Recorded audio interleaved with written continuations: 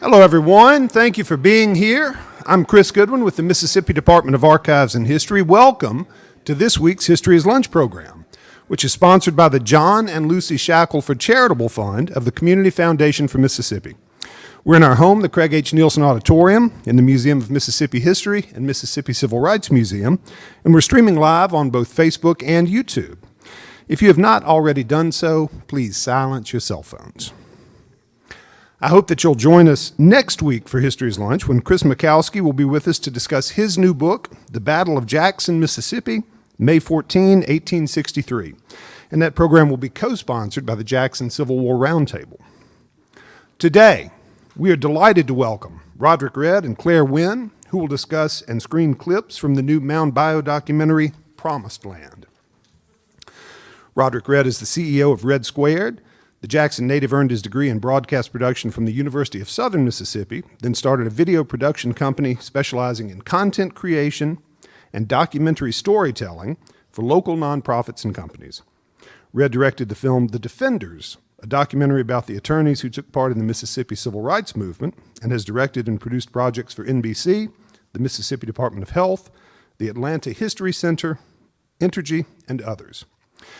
This film is the result of an effort from multiple partners, led by the Mississippi Heritage Trust. Here to say a few words about the project and the documentary is Claire Winn, Director of Programs for the Mississippi Heritage Trust.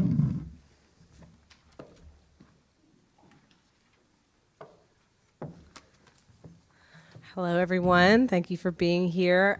Thank you to Archives and History and the Community Foundation and the museums for having us here today. As he said, I'm Claire Winn. I'm the Director of Programs at the Mississippi Heritage Trust.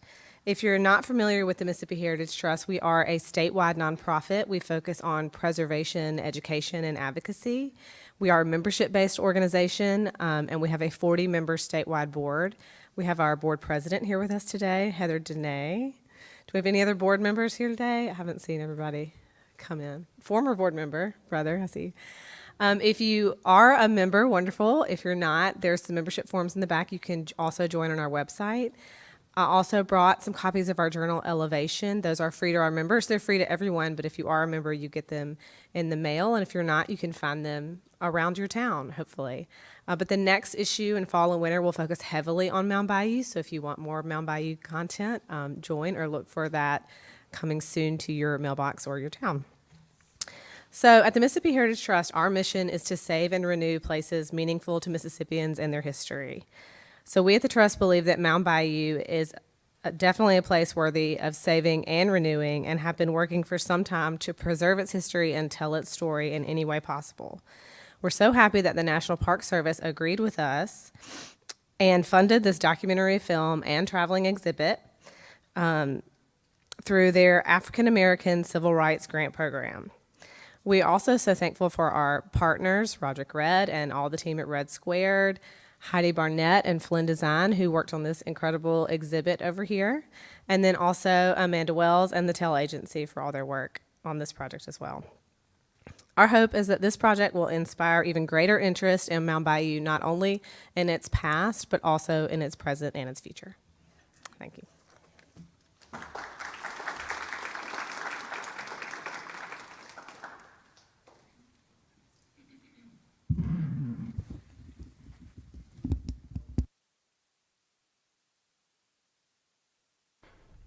Can you guys hear me? Fantastic. This is a cool little mic here. So like Chris said, I'm Roderick Red. I'm so glad you guys came out this lunchtime. I'm not going to be before you guys long. We've got a couple of clips from this documentary. The documentary is called Promised Land, a story about Mound Bayou. We had a great time making this documentary, and learning so much about Mound Bayou is so important to be able to preserve and hear the stories about these towns in Mississippi, but particularly Mound Bayou, because it's arguably one of the oldest black towns in the country, and a lot of people don't know about it, including people in our state. And I was honored to be able to kind of help shape and mold the story and learn from people like Dr. Matthew Holden, who plays a big part in this documentary, and a plethora of other Mound Bayou residents and historians. So we've just got a couple of clips today from the documentary. They primarily focus on, one, the founder, Isaiah T. Montgomery, The other clip is about civil rights, the Mound Bayou and its role during the civil rights movement. And then the last clip is about the history of the Taborian Hospital. And so without further ado, start the clips. And after each clip, I'll get up and field questions and talk about each one of those in the area too. So hope you guys enjoy.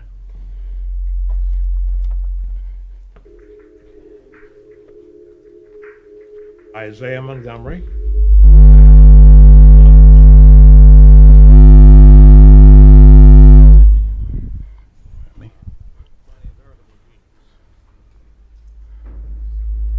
My early memories and how I learned about my family was through the family reunions. And we would have these family reunions and they would take all of the children and put them in a circle. Isaiah Montgomery was a very complicated man, but a veritable genius. My early memories and how I learned about my family was through the family reunions. And we would have these family reunions and they would take all of the children and put them in a circle and say, "Do you know who you are?" And they would teach us about Isaiah T. Montgomery. And they would tell us, "You are from greatness. Your people are leaders. Your people are extremely smart. And you all should understand who you are, who he was, and you should live into your greatness." Every year they would tell us at these family reunions about this man named Isaiah T. Montgomery. Isaiah Montgomery was the son of a slave, born around 1847. His father, Benjamin, was from Virginia. He was sold into slavery and brought to Warren County. 1847 is 1 year after the beginning of what is called in the history books the Mexican War. And one of the people who got a big reputation as an army officer in the Mexican War was Jefferson Davis. Jefferson Davis' older brother was Joseph Davis. Jefferson Davis' brother, Joseph Davis, was the man who held title to a bunch of people over in Warren County, just south of Vicksburg. On the highway maps today, you will see Davis Island, and in the 1840s, it was Davis Bend. That's where the Montgomery family was.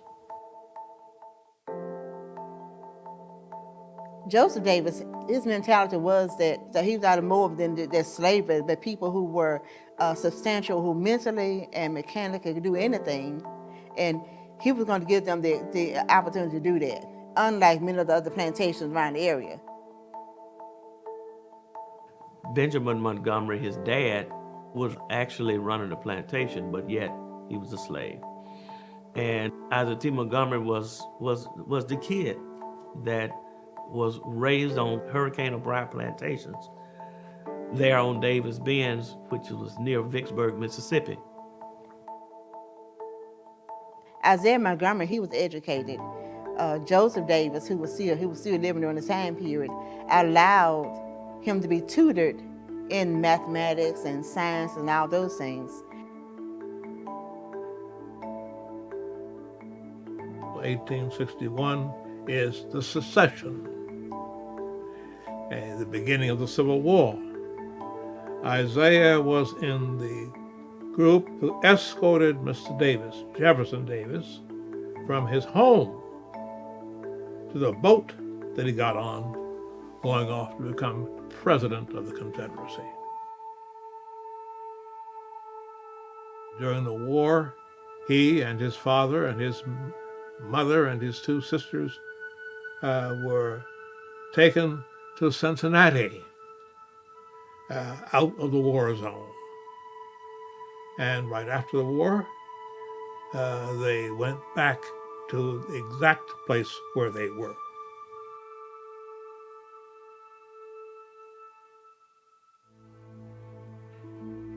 Over the years that followed, Joseph Davis died. And the Montgomery brothers and their father had bought the Davis plantation. Benjamin, his father, died in around 1879. So now Isaiah's taken over, even though he has two other brothers. He's still the main character in all this.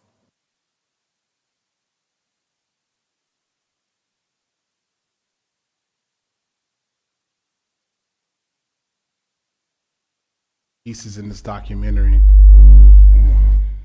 One of the major parts in this documentary pieces was that we needed to kind of explore the life of Isaiah T. Montgomery.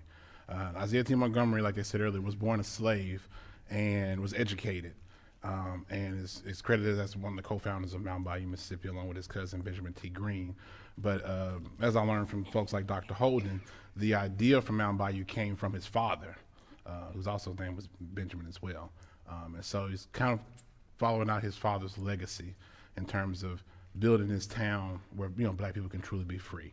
And so this goes into just the immediate kind of back history into Isaiah T. Montgomery, who actually we cover later in the documentary.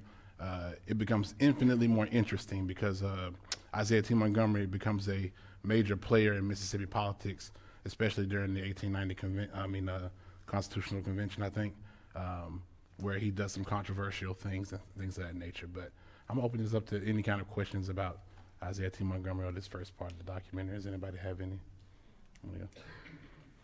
Yes, ma'am. The controversial thing Isaiah Montgomery did, of course, was to vote for the Constitution because he wanted to save Mount Bayou from being destroyed. Do you know if he ever made any statement afterwards as to how he felt about what the result of his vote was? I think he made several, but I would be remiss. I couldn't remember exactly what he said. I know Dr. Matthew Holden here, he would know exactly kind of what he spoke to and said. Yeah, if you're willing to talk about that. Do you know, Dr. Holden, what Isaiah T. Montgomery thought after? Sorry, Roger, speak up now. Okay.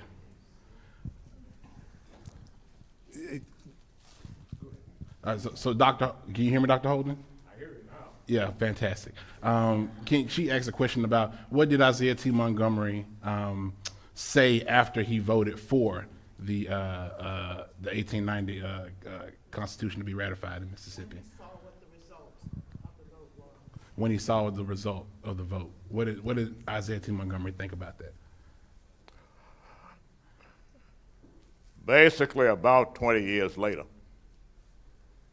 he said that the way it worked, it was badly administered. There's a lot more, but that's the short answer.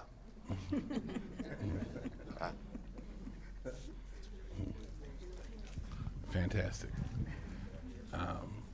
Yeah, any more questions? One more right over here.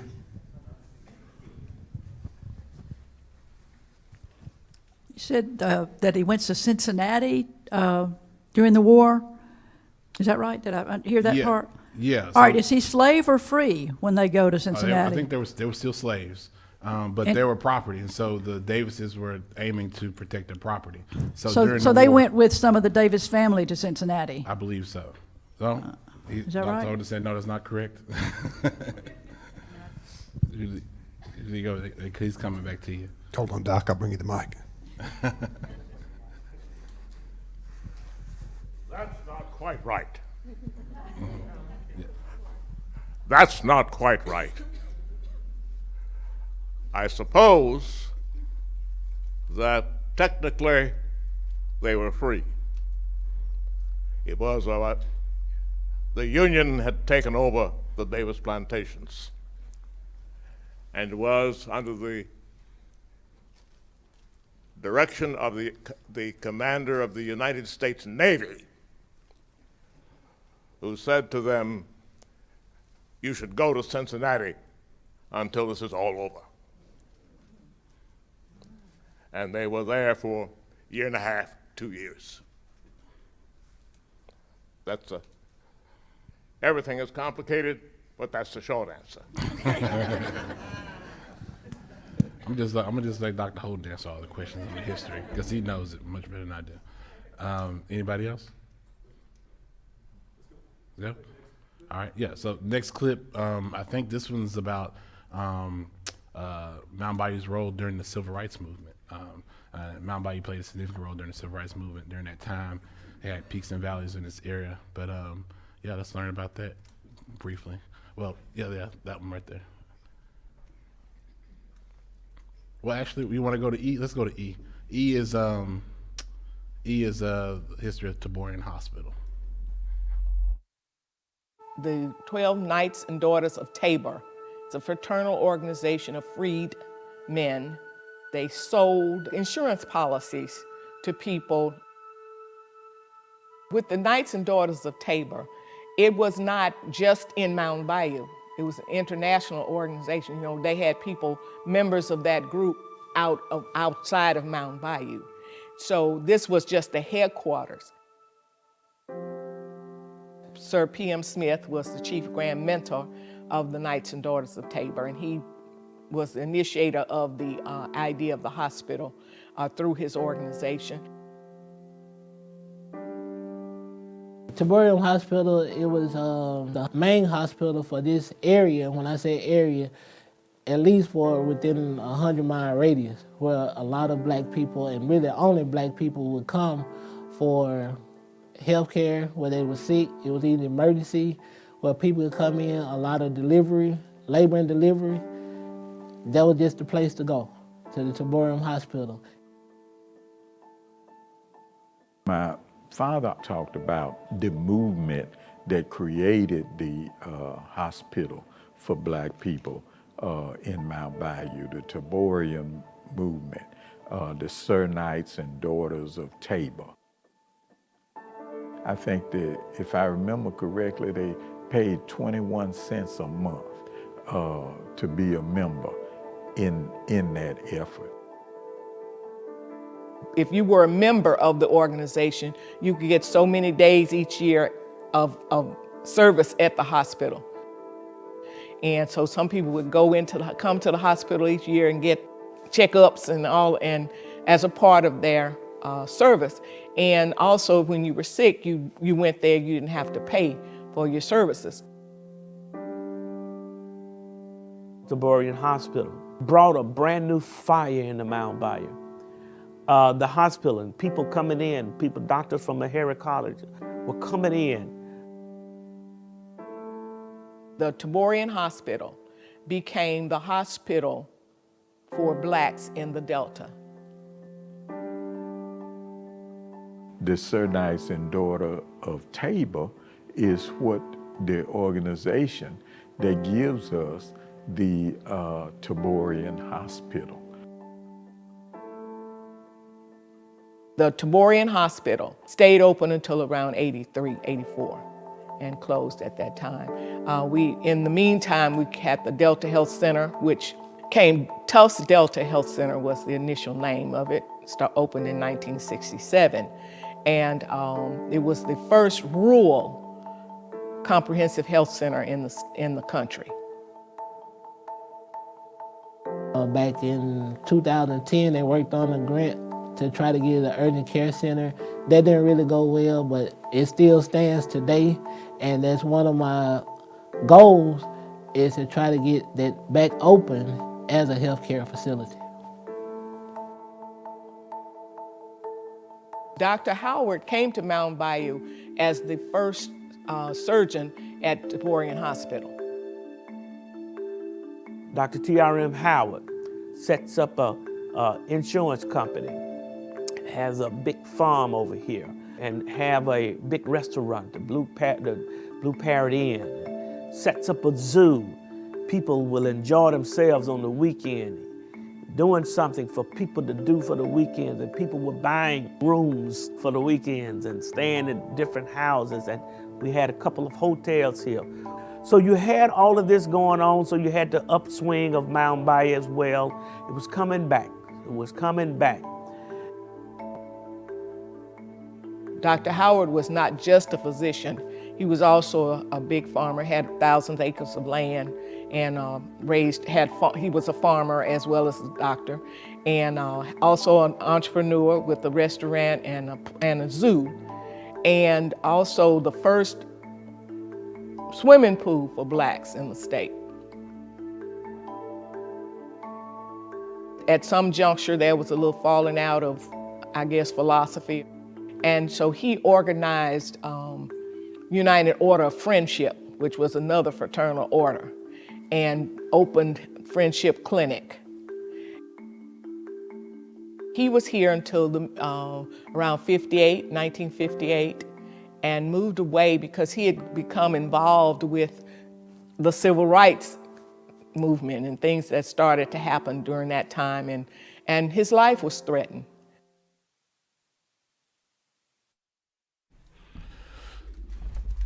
All right. So the Taborian Hospital was an integral part of Mound Bayou's history. I think it was the only hospital, it was one of the only hospitals in the state for blacks, and I know the only one in the Mississippi Delta.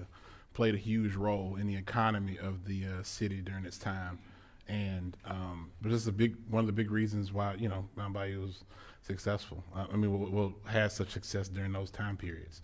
Being able to have access to a medical facility, obviously in your own place, and being that place, that magnet that drew people there, was huge during that time for a place like Mound Bayou.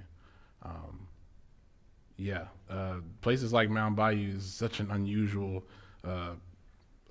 city, especially when you talk about how it started and where it started, being in Mississippi, being that a town founded by ex-slaves, and being able to even still exist today, even in this limited capacity, it's still around. There was so many different nuggets of interesting pieces of history that we got to dive into as we create this documentary. But I want to open this up to you guys. What do you guys think about Mound Bayou? Questions about the Taborian Hospital? Me and Dr. Holding can help you answer them if you want to. Yes, ma'am.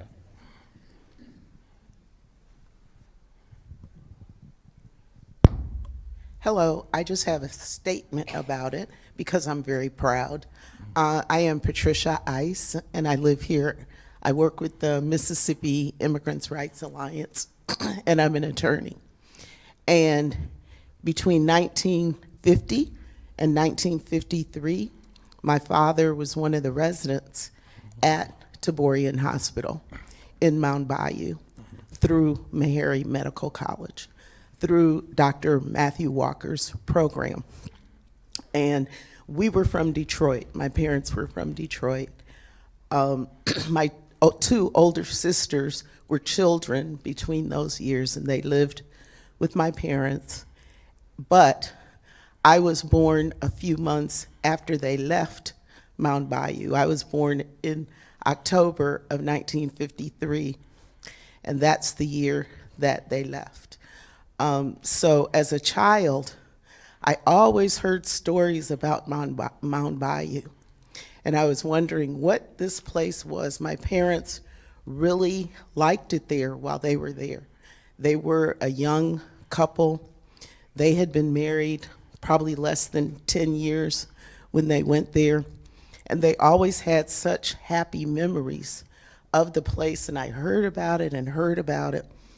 So finally, in 1966, when my sister graduated from Fisk University in Nashville, my parents told us we were going to go to visit. So that's the first time I ever visited Mound Bayou, and we stayed with the Holmeses there. If anybody is from there and knows them, those were my parents' very good friends, and they used to play bridge with them, and they were. It was Paul. I think the the wife's name was Pauline, and Pauline Holmes, and the husband, what was his name? Preston. And he was the postmaster, right? He was the postmaster. So later, when I moved here in 1998, I was able to visit there again and interact with the Holmeses and see the place where my mother and father told me that I was conceived in Mound Bayou at the nurses' residence, which is where the doctors lived. So I always enjoy telling that story. Thank you for that. That's great. Mound Bayou, Mississippi, I don't know if I need a mic, I can talk loud. Mound Bayou, Mississippi has always been an interesting place. I grew up in the area. Actually, I'm from Cleveland, Mississippi, which is a half a hop from Mound Bayou. And we always thought that, well, the people of Mound Bayou, our friends and all, felt that they were so much better than we were living in Cleveland. Yeah, But that's a recurring theme in there. A lot of Mound Bayou. isn't it? Yes. Mound Bayou when I grew up, it was very, very much flourishing. And Dr. Howard was there. I do remember him and some more folks because I'm of age now and I can remember a whole lot of stuff. But it has always been an interesting little city or town, as we called it there. And it still is. It's growing now. And I promised myself the next time I go back to the Delta, instead of going around behind it, I'm going to go through Mound Bayou just to say hello. All right. What about Dr. Laurie that took over the hospital and the clinic? And his wife still lives there, Dr. Laurie. So I don't know a lot about Dr. Laurie. Okay. Dr. Laurie He took over the hospital. He took over the hospital. It's in there. Dr. Laurie. He's in the historical museum. Fantastic. It's downstairs. There's a record of him. Fantastic. Yeah, this was. Mrs. Pauline Holmes too. Yeah. Actually, she talked about. Yeah, like I love to hear all these stories. These are great stories. His name was Dr. Larry. Larry. And he was one of the surgeons at the hospital here. I remember here. Mm-hmm. The best thing. And incidentally, I was reared in Mound Bayou. The best thing about working on this documentary is when you get to talk to a lot of the residents and former residents and people of Mound Bayou. There's so many stories and history. But one of the things you did pointed out is that how proud native Mound Bayouans are of their history. They did think that they were, everybody in Mound Bayou, and still today, really thought they were special. And they would go around and tell other people in Cleveland and in other places how, they didn't have to. And one of the reasons why was because, they were almost insulated from a lot of the issues that were going on in Mississippi at the time. So they could freely walk into stores. And I remember this story that somebody told me as we were making the documentary. I forgot who told me this story, but it was this guy who went into this store in another city, not in Mound Bayou, it was in the Delta, and he walked through the front door, and he was walking around the store, and he had a hat on, and the store clerk, who was a white man, would see this black guy walking around the store, and he would say, hey, he would exclaim at him, hey, nigga, you need to take your hat off. And black man would just be walking around the store, and then he just, almost like he didn't hear him. And then he had to try to find him and stop him again and say, nigga, you need to take your hat off in my store. And then somebody went to him and said, hey, that's not a nigga, he's from Mound Bayou. and so that was a story that I was told, but that was an example of just how Mound Bayou installed themselves, because they didn't have to deal with, they could walk in their own stores, they had their own banks, they had their own things, and so when they visited other places, it was unusual to them. A lot of black folks didn't leave Mound Bayou for that reason, so they didn't have to deal with those issues and not being able to go in places and deal with the discrimination that was rampant around the rest of the state. And so I don't know how true that story was, but I thought it was funny. Yeah, great. Last clip. So back to the medical center. You brought up the connection between Meharry, but I heard, I'm not sure if it's true, but there was also a connection to Brown Medical School, and that there was a pipeline or something. Somebody said, yeah. With doctors coming from Brown to Mount Bayou. So I knew the connection with Meharry, and I knew there was a couple of other universities.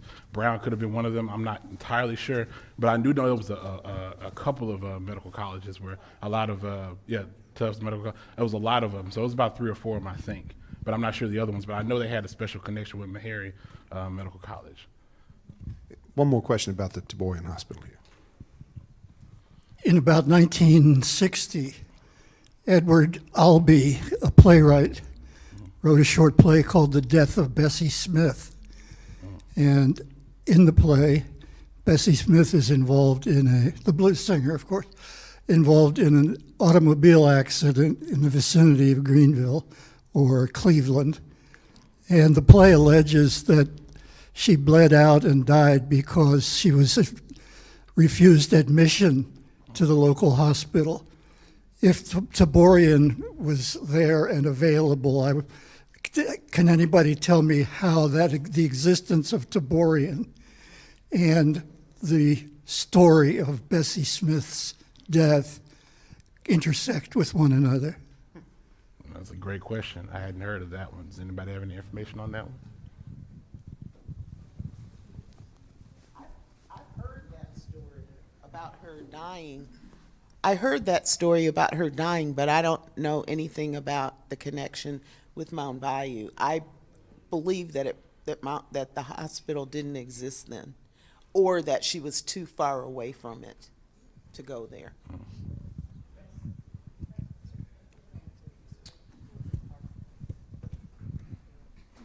I wanted to respond to the comment about Brown University. Dr. Smith, who is on the board for the Scott Ford houses here in Jackson, there's an article in a Brown University alumni mag, and he's highlighted. And so it talks about his work in Mound Bayou. Just quickly on that line, also, Dr. Aaron Shirley was quite active, very active in trying to revive the Taborian Hospital. I know I came back, when I was in Massachusetts, came back to help Dr. Shirley set up some area health education centers. And Aaron was very active in trying to, and his wife was from Mount Bayou. Dr. Ollie Shirley was from Mount Bayou, had I told him. All right, we got one more clip, a couple other questions, and then after that we got one more clip. And Dr. Holden wants to say something. Tim Lampkin from Clarksdale, Mississippi. Thanks so much, Roderick, for all the work that you're doing. Happy to support you, brother. Bessie Smith actually passed away in Clarksdale at a hospital because she was refused treatment at the predominantly white hospital. And so now that particular facility is called the Riverside Hotel, which a lot of blues singers and other historical figures have visited. I do have a question, though, because you talked about the banks and the restaurants and all the things that existed. In your research and doing this documentary, can you talk a little bit about the economic power that existed in Mound Bayou? Oh, most definitely. Yeah. There was 2 points in history, I believe. Mound Bayou was like an economic powerhouse. It was some years after they started, up until the 1930s, when cotton was king in Mississippi. There was a lot of the brand of cotton you can get from Mound Bayou was well renowned, and so Mound Bayou cotton was like just super special. And so during this time, they had a couple cotton gins, and they ginned their own cotton. And then this after the land was cleared and after they built this town from a swamp, these folks owned businesses. They had banks because of the economic impact they were able to have in the state during a time where cotton was needed. All those things sprung up from that time. So banks and stores and corner stores, and that it experienced a flourishing during that time. After cotton took a hit in the 30s, the economy kind of went down a little bit, but it rose back up again with the birth of the Taborian Hospital. And so bringing those medical students there, and then T.R.M. Howard also had an outsized role in, bought up a bunch of land and had farms, and he opened up a bunch of businesses as an entrepreneur. We're about to learn recently he was one of the reasons why he gave Medgar Evers his first job at one of his companies, which was an insurance company he had. And so that was another time, in the 50s, during the time around the hospital flourishing and T.R.M. Howard coming, where they experienced another big growth of economic development. But then obviously it took another downturn pretty much after integration was enforced in Mississippi, and black people didn't have to, Mound Bayou wasn't a space where you can go to, like you can go out and explore the world. And so that kind of played a role in Mound Bayou's kind of decline, as it did with most of the Delta, because most of the people left the Delta around that time as well. So, yeah. Yes. So last clip, this is about Mound Bayou and his role during the Civil Rights Movement.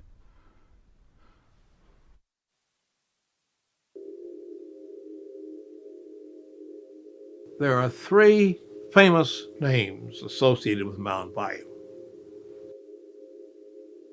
The most famous name associated with Mound Bayou is a man who lived there for 2 or 3 years. That's Medgar Evers. I was born in Mound Bayou in the mid-50s, and Dr. T.R.M. Howard was my doctor. My parents, who fell in love at Alcorn A&M College, moved after my father graduated from Alcorn to Mound Bayou. Medgar Evers got a job selling insurance for T.R.M. Howard. My father was studying what was going on in Africa and the Caribbean at the time he was up in Mound Bayou, because he wasn't really like Dr. King. He didn't go out trying to do violence, but he wasn't about stepping aside always for nonviolence. Dr. Howard and others encouraged my father to study the Mau Mau in Kenya. My father working in traditional ways to change, to make the change. That's what fueled my father to go to Mound Bayou. T.R.M. Howard is the second most famous name associated with Mound Bayou. He came as the chief surgeon of the Taborian Hospital. T.R.M. Howard, his whole life, was such a dramatic entrepreneurial type.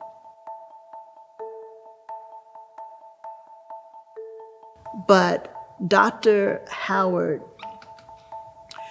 embraced a younger generation, and that younger generation was my father, Amzie Moore, so many others, right?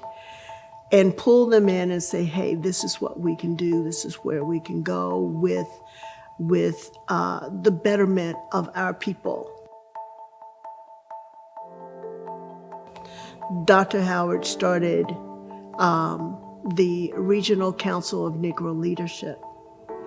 My father was one of the founding members.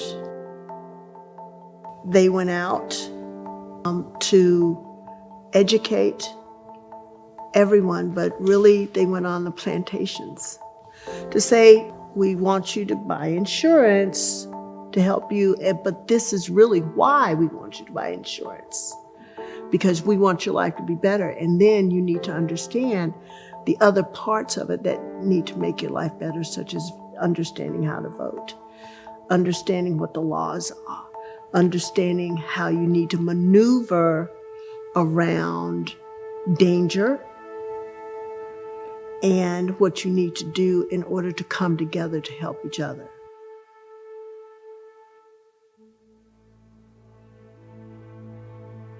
Then you have the 60s that shows up, and you have the real fight on civil rights.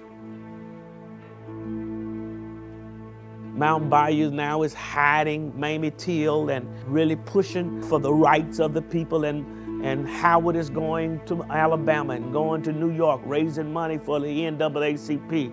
because of his involvement with the NAACP. The summer of '63, I believe it was, we had a lot of freedom riders who came into Mound Bayou. And that created a stir.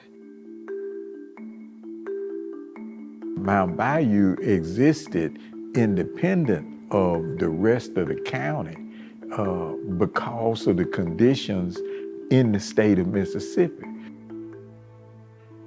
Our major supplier came in and talked with my dad and told him, said, well, my boss said that we can't, I can't leave this with you, your groceries, unless you agree that you will not have anything to do with the civil rights workers.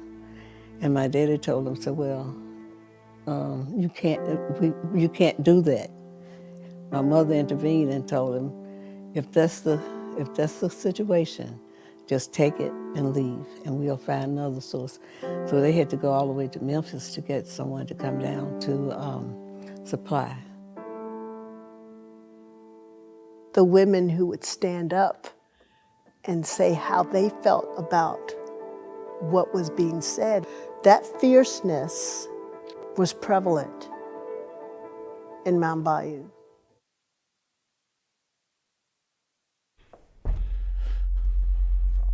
Right. So that was Mound Bayou and the civil rights movement and its role in Mound Bayou. So there's a couple of different things they hit on there.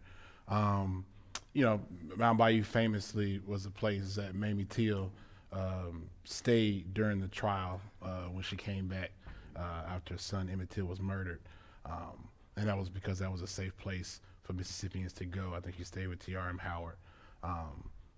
But also, you know, Medgar Evers, you know, after he graduated college, he worked in Mound Bayou for a couple of years and worked with T.R.M. Howard before coming on down to Jackson and doing all the stuff he did before he was assassinated. And so, you know, obviously during this time, it makes sense that Mound Bayou would have a big role in the civil rights movement in Mississippi. And those were just a couple of ways in which it touched the state, and it was just a place for, you know, black empowerment and just freedom, true freedom. So, questions about Mississippi, Mound Bayou, and its role during the civil rights movement?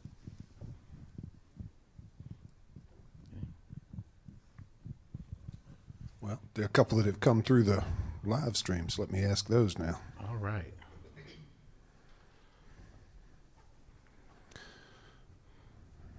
Pardon me while I scroll back up to it.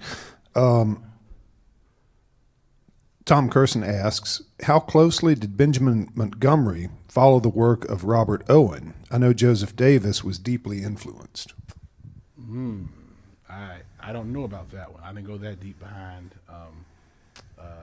Benjamin Montgomery, Isaiah T. Montgomery's father. Dr. Holden, do you know?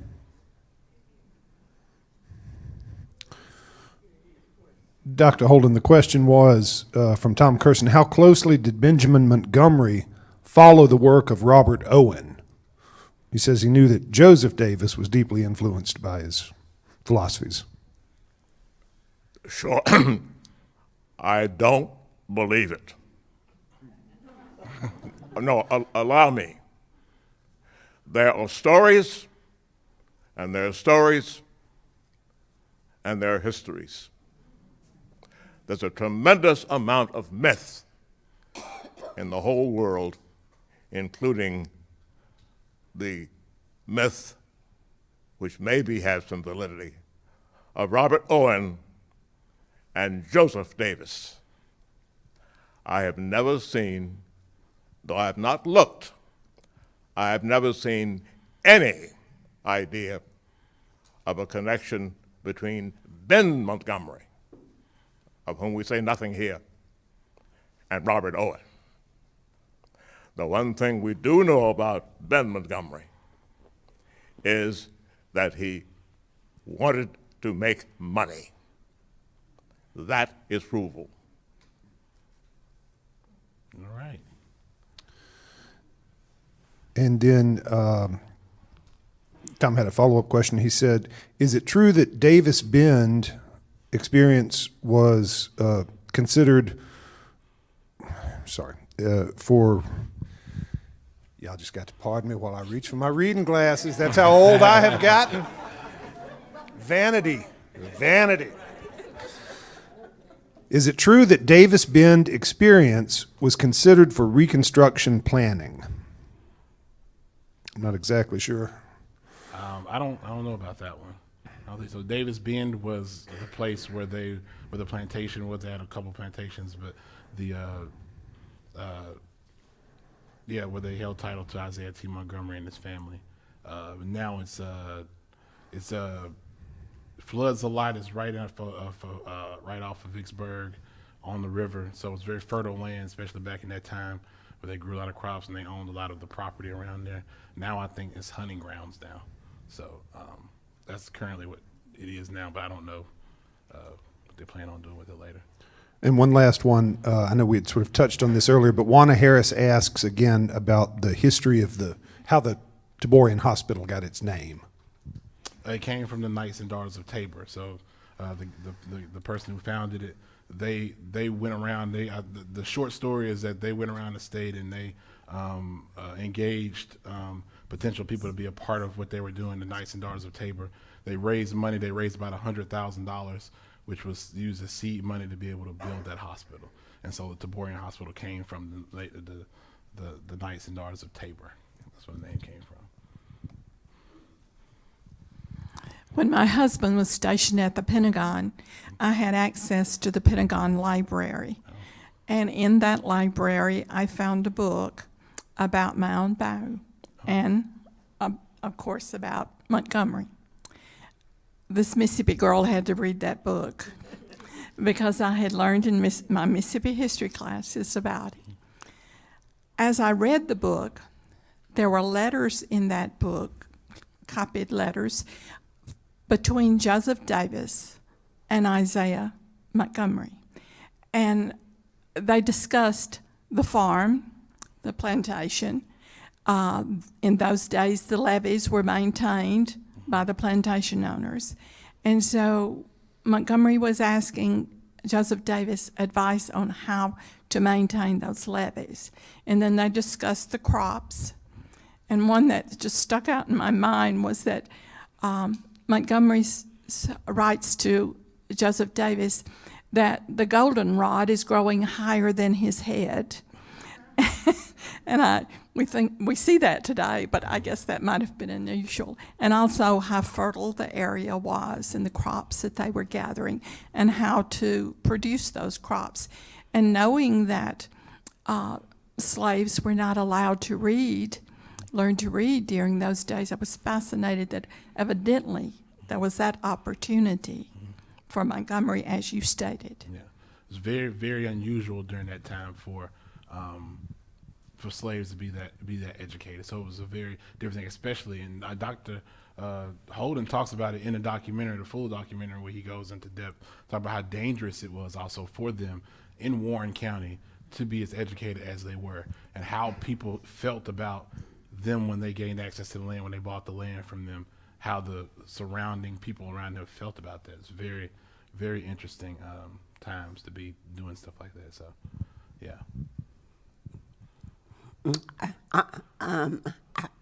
This is a very interesting discussion.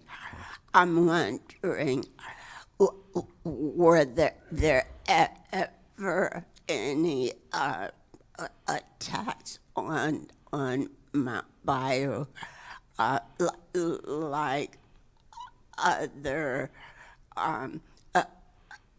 black areas that were prosperous, like what happened in Black Wall Street and so forth? So great question. As documented, no. Dr. Holden in the documentary tells a story about somebody coming to look for somebody with a gun, and the people of Mound Bayou kind of standing up to those folks. I won't spoil that, but you kind of told it was a story you said you heard as a child.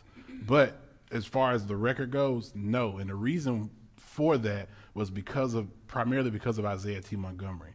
So as the documentary goes into depth and talks about Isaiah T. Montgomery later during the 1890 Constitutional Convention, where he votes against African Americans being given the right to vote. Not say it again. Not true, or go ahead. Oh well, say it better for me, sir. He can say it much better than I can. Well, no. That's the complicated part of the story. Mm-hmm. There is nothing about the 1890 Constitution that does it the way you say it. Okay. And furthermore, the one thing that no one seems to know is the actual text of the famous Montgomery speech in 1890. There are real words, and I myself reconstructed it and published it elsewhere. And the way you say it is simply not true. Okay. Say it better for me then. How would you answer that question? Because it was my understanding that it kind of helped them a little bit because of how they viewed Isaiah T. Montgomery. They were able to leave him alone and what he was trying to build off to the side. There's too much put into one package. Yeah, it's and the building two doors down the street from us now is the old Capitol, where the convention was. Mm-hmm. And there is a speech in which Montgomery explains for his audience the way he becomes candidate. And that Constitution allows for later action. And the way the later action takes place, the state could be the right to vote is not in question in that Constitution. What everybody understands is that someone else can later do things that alter real voting.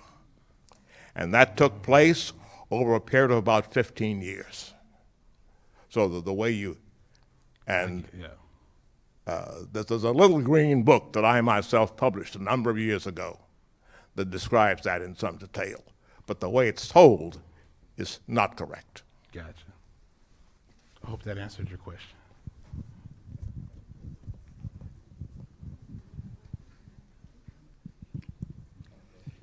My understanding about Davis Bend is that after the fall of Vicksburg, the Union Army had a terrible realization that they had all of these former enslaved people that they had to take care of. They were contraband of war. They were afraid that they would band together and become a separate military force that they couldn't control. And so that General Grant appointed General Sherman, later involved in the March through Georgia, to take care of the contraband black workers and settle them on Davis Bend and divide Davis Bend into parcels that the individual black soldiers, not soldiers, but former slaves could farm. It was very similar to what Sherman set up in the Carolinas or Georgia at Port Royal. Most of you may have heard of the Port Royal affair. But then after the conclusion of the war, that whole experiment on Davis Bend was disbanded and the land was given back to the Davis family. Yeah.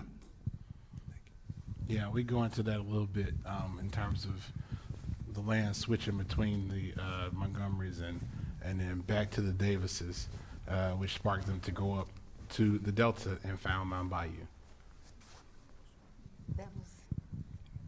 Thank you. I think you might have partially answered my question. Great presentation, by the way. I was just wondering, how did he get the land in Mound Bayou? Because you were talking about Davis Bend being in the Vicksburg area. So I'm wondering, how did he get the land and how did he end up in Mound Bayou? Because, and I've been there, I know it's up 61, a long ways from Vicksburg. A long ways from Vicksburg. Well, as Dr. Holden tells it in the documentary, it was a rail company that got a hold of some land, basically, and then they sold some to Isaiah T. Montgomery, but also kind of used him as an agent in a way. And so Isaiah T. Montgomery and his cousin Benjamin T. Green bought the land near the railroad up in Bolivar County, which is down Mound Bayou. And then they also found other folks on the Davis plantation, and as the agent of the railroad that owned the land, leased or sold that land to those slaves, and those folks were the first settlers of Mound Bayou, and they all worked to, it was a swamp area, so they all worked to drain the land, and they built that town that was in land that was basically uninhabitable. It was also land that wasn't desirable, and no white people really wanted it, and so which is why they sold it, and that's where it came from ultimately. The 400 years of slavery in America is complex. Nothing is absolute. This is a question for Dr. Holden. In my reading, and I cannot remember the source right now, I read that Joseph Davis left Benjamin Montgomery Davis Bend, and Jefferson took it from him. Is that accurate?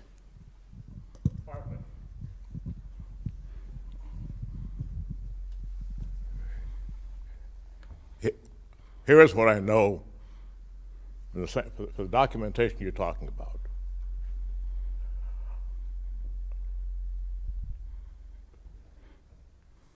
The Montgomerys bought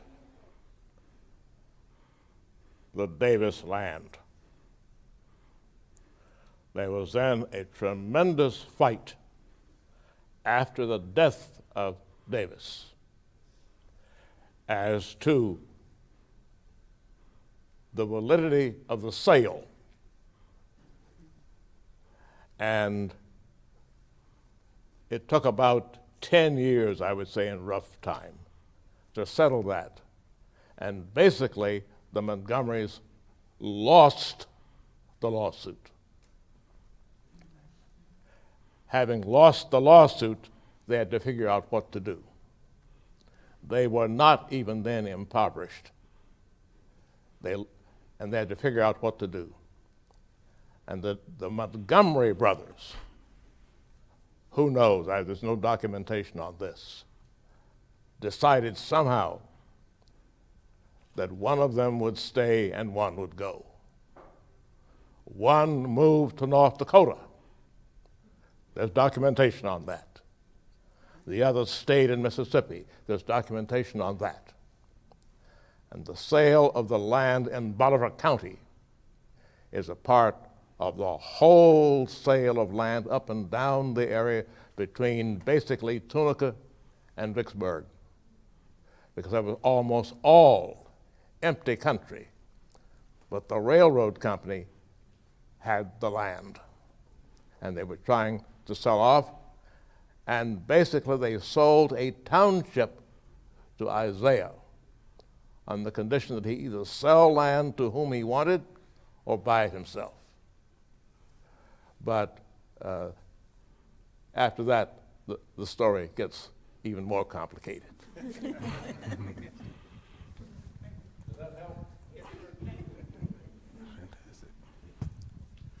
I wanted to mention another prominent person associated with Mound Bayou that many people here know, Dr. Robert Smith, a doctor here in Jackson, who founded the health center in Mound Bayou and went up there regularly to do doctoring.